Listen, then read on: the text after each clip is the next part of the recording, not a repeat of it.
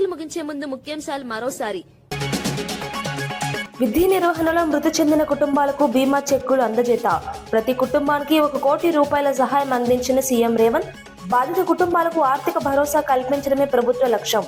సేవలో ప్రాణాలు కోల్పోయిన వారికి ప్రభుత్వం అండగా నిలుస్తుందని వ్యాఖ్య. ఆస్తుల కోసం రాజకీయాలు చేయాల్సిన అవసరం లేదన్న షర్మిల.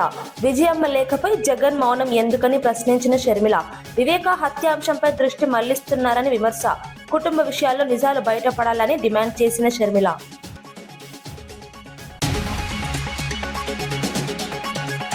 ప్రతి నియోజకవర్గంలో ఇంటిగ్రేటెడ్ స్కూల్స్ ఏర్పాటు దయాకర్. 5,000 కోట్లతో విద్యారంగంలో భారీ ప్రణాళిక ప్రకటించిన దయాకర్. అందరికీ నాణ్యమైన విద్య అందించడమే ప్రభుత్వ లక్ష్యమని స్పష్టం. సంక్షేమంతో పాటు విద్యాభివృద్ధికి ప్రభుత్వం కట్టుబడి ఉందని వ్యాఖ్య. జగన్ కుటుంబ వ్యాఖ్యలపై స్పందించిన గుడివాడ ఎమ్మెల్యే రాము. కొడాలి నాని వ్యాఖ్యలను ఖండించిన వెనిగండ్ల రాము.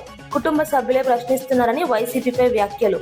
ప్రజల నుంచి దూరమైన నేతలు ఇప్పుడు మాట్లాడడం సరికాదని విమర్శ. శ్రీరామనవమి శోభాయాత్రపై భద్రతా ఏర్పాట్లపై సిపి సమీక్ష.